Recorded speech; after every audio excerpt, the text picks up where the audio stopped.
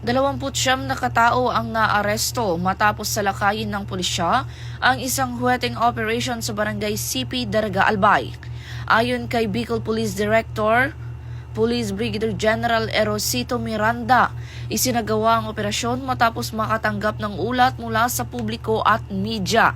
Nahuli umano ang mga sospek habang aktibong nagsasagawa ng iligal na sugal at nabigong magpakita ng dokumentong magpapatunay sa legalidad ng kanilang gawain.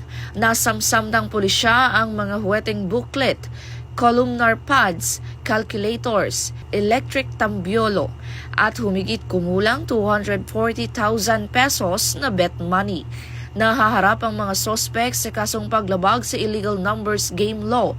Hinikayat naman ng Pro5 ang publiko na ipagpatuloy ang pakikipagtulungan sa otoridad.